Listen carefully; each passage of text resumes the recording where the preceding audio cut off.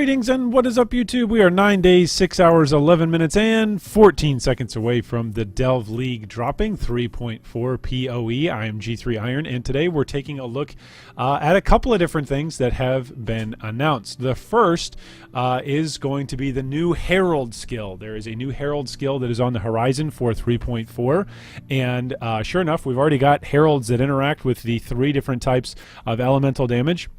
And so for the first time, we are going to have a Herald that interacts with physical damage. So without any further ado, let's take a look. The Herald of Purity skill reveal. Alongside the release of Delve, we've created a brand new set of skills to better enable ally-centric playstyles for the Templar.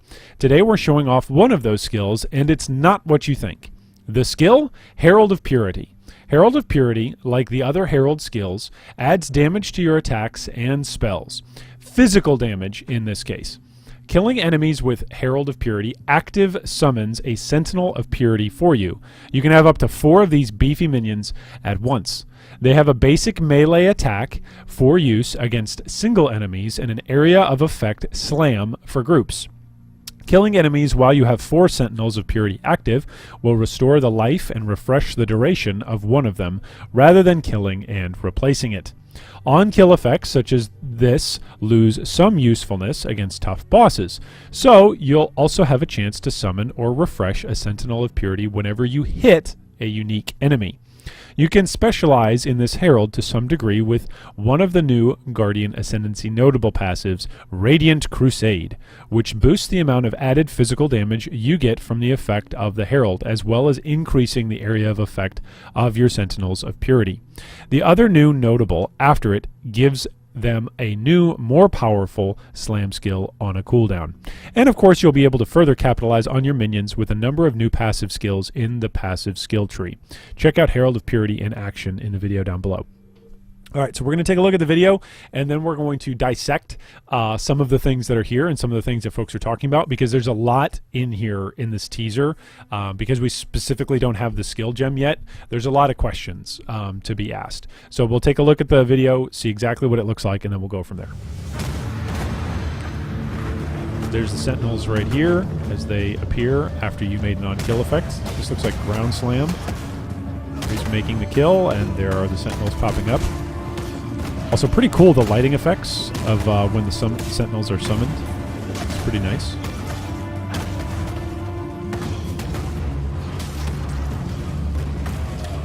I think that's the Sentinels using their AoE slam. It doesn't look that intimidating, honestly. But that light, I like that light, how it first pops up. When the Sentinels first pop up, there's like a burst of light, and with the new lighting effects, it actually generates light. I like that. It looks cool. All right, so the question, the question of the hour, several questions of the hour. So first off, it's an on-kill effect. So, hey, what's the usefulness of this going to be against bosses? Well, they already answer that every time you hit a unique enemy, there's going to be a chance for you to summon or refresh. Another question that's come up, hey, is this going to be a duration-based minion? So in other words, is this going to be something that has the duration tag, and therefore if you take increased duration nodes on the tree, such as a lot of summoners would do when you're leveling with, say, Summon Skeleton or Summon Raging Spirit, both of which have durations, and maybe you want to increase the durations on those. So will these guys have duration? The answer is yes. So if you see right here, this last line of the first paragraph, Sentinels of Purity active will restore the life and refresh the duration of one of them rather than killing and replacing it. So if you think of how you summon skeletons or even summon raging spirits right now, or really actually summon anything, whenever you summon something right now in PoE, once you're at your cap, you actually replace one of the things that you've already summoned and just summon a fresh guy. Whereas this is going to refresh the duration on one of your Sentinels that's already active. So on the one hand, it's kind of a good, it's kind of a balance between good and bad, right? So on the one hand, it's great that these guys are just going to, you're going to be able to maintain these guys. These guys are going to stay up, which is great. Like we like how, if you're going with a minion-centric build, you want your minions to stay around. You want your minions to be doing what your build is all about, which is damage and clearing and protecting you. So that's good. And the fact that you don't have to cast it individually is actually pretty cool. Like on the one hand, folks are going to look at this and go, oh, this is a meme. It's an on-kill hit or on-kill effect. Like who cares about on-kill effect? Well, once you summon this stuff, like once you've killed something, which all of us, if you're doing any kind of content, you're going to be able to kill something in the room. whether or not you're killing a boss and you're killing its mobs, or you're just regular mapping and you're killing regular white packs. Like, you're going to get these guys summoned. You're going to kill stuff. If your build can't kill stuff in order to summon these guys, your build has got other problems other than using on-kill effects, okay? So the on-kill effects are fine. That's not a problem. The potential problem with this is if you would like to summon a new Herald of Purity. So let's say, for instance, your Heralds of Purity have got terrible AI, which is something that some minions in Path of Exile have, and let's say they go and they proc something else, or they're wandering around somewhere else, but you need them next to you. You need them doing damage to the thing that you're doing damage to, but they're procced or aggroed onto something else. In this case, you actually want to be able to hit something or kill something and resummon a new guy. So it'll be an interesting trade-off. It's nice that they can refresh, but at the same time, you don't always have these guys around you. So because they are minions, I'm going to assume, now we're making an assumption here, but because these guys are minions, we're going to assume that they're going to respond to Convocation. So if you're running supposedly a Necro or a Minion Guardian from here on out, you know, Convocation is maybe something that you're going to want to throw a socket into, just so that way you always have these guys around you, and that solves the problem of, hey, Minion AI, get over here. Come protect me. Be close to me. So this is the first thing that we're looking at from today. So the duration stuff, the on-kill effect stuff, and then, of course, comes this whole big thing with the Guardian rework. So we've had some teases so far in our previews of Delve about what's coming down the pipeline. For the Guardian, we've heard that it's going to be reworked. We've heard that they're going to be rearranging and potentially even whole new notables. And today, we got our first look, or at least our first glimpse.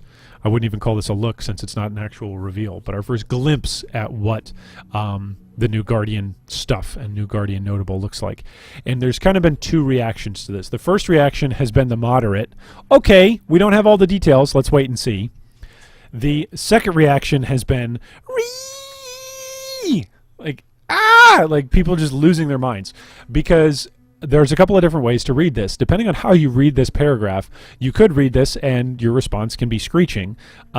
Because if you read this as, hey, Radiant Crusade is the new notable passive, and it's going to boost the amount of added physical damage you get from the effect of this Herald, right? Rather than the Herald, but from this Herald, if you read it that way, as well as increasing the effect of your Sentinels of Purity. There's one way to read this that thinks, okay, the way how the lingo is going to work on this is an entire notable that's just dedicated to one Herald. And that would actually give some cause to screech. That would be really, really interesting, and I think probably a pretty narrow view of an Ascendancy notable if it's just available and just useful for one type or one archetype of build that takes advantage of one particular skill gem. This game has got tons of skill gems. It's one of the reasons why so many people love PoE, is there's so many different builds that you can follow and so many different ways that you can play. Despite the fact that every league we're kind of solidifying and rotating the meta. Last league it was Sabos and Impulses, Elementalists. Like, there's still a whole bunch of people, a decent chunk, right? There was 17% I think at peak Sabos and 17% Elementalists. That still means what? That there's like 70-odd, 60-odd % of the population in league that's not playing that's playing something else. So restructuring an entire notable around one skill gem, I think would warrant some screeching. So we'll see exactly what that looks like. The moderate response to this is to say, hey, maybe this is just going to be an effect kind of like what the Elementalists has, where it just buffs all of your Heralds that you use. So, hey, maybe it's just going to buff effect of Heralds and duration of minions or something along that line. That'll give a special unlock to your Sentinels of Purity. In other words, maybe there would be like one line on there that would say, hey, Sentinels of Purity get this, but then there's all of these other effects that are also there, which several different Ascendancies have lines like that give bonuses or boosts to one specific type of build. So, for instance, a couple of different Ascendancies have bleed factors on them, but maybe your build's not a bleed build, but you still take those Ascendancy notables. Some are going to be fire conversion builds, and so therefore you're just going like Chieftain. So we've already got some precedence for, hey, there's a meta and there's an idea behind a build, and we're just going to jam it into this one notable. But I think it is problematic, and this would be pretty new ground for PoE if all of these effects are just tied to Herald of Purity. I think that it is problematic. So we'll see what it comes out. I'm kind of in the moderate camp. until proven otherwise. But then if this is like what folks are saying, then I'm definitely going to be in the recamp, and we'll see what happens from there. Okay, so the second thing that we're going to look at today, enough about Herald of Purity, is this wonderful, beautiful new unique. So here's a unique item that can drop, and the way how Chris posted this, or was it Chris or Bex? Yeah, it was Chris, that this can drop from the subterranean Vol cities deep in the Delve. So we've already heard that there are going to be these different layers or different biomes that we bump into, and so this is going to be something that's going to be available in the Vol cities that we bump into in our Delves. So it's called the Demon Stitcher. It gives you flat energy shield. It requires level 41. It's got 15% increased cast speed, 66 to maximum energy shield, 62 to maximum life, and then it sacrifices 5% of maximum life to gain that much energy shield when you cast a spell. Okay, now upon first look, this is a very unique. It's very strange. It'll be very interesting, and the reason why I say unique is because there are a couple of builds that could really take advantage of this. At least so far, the discussion is centered on a couple of builds that could take advantage of this. There's been some discussion about Zealot's Oath and how Zealot's Oath could protect your mana and how you could go mind over mana, and then you're kind of like trading back and forth between life and mana. This is my bottom line statement. Somebody's going to figure out a way to break this. Like, somebody is going to make a meme build, and it will show up. It will show up with like maybe 3 or 4 weeks to go in the league, and somebody's going to show off this meme build and be like, hey guys, I've been doing this all league, and by the way, you can kill the Shaper with 1 life and 1 mana and 1 energy shield and no elemental resistances, and you can use Mirage Archer.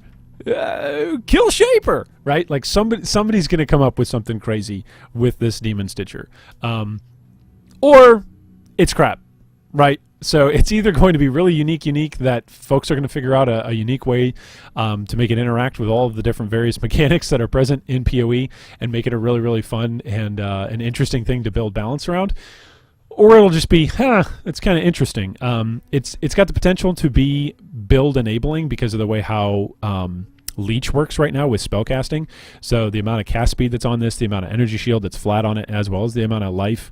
Like, this is potentially low lifers are really going to enjoy this, as well as mind over mana folks with Zealot's Oath are really going to enjoy this. So we'll see. There was some discussion about whether or not this would be great with Joffrey's Sanctuary, but I think Shaper's Touch, I think that discussion has already been bandied about because Shaper's Touch is still a way better set of gloves for strength stackers. But we'll see exactly what Demon Stitcher can do. I'd love to hear what your thoughts are. I'd love to read those in the comments, what you guys think of Demon Stitcher, whether or not there's anything that you can come up with where you're sacrificing life and gaining energy shield. One good thing was I want to say it was the Tukahama's, Karui, the Karui vessel flask, that at the end of the duration of the flask, you gain your full life back.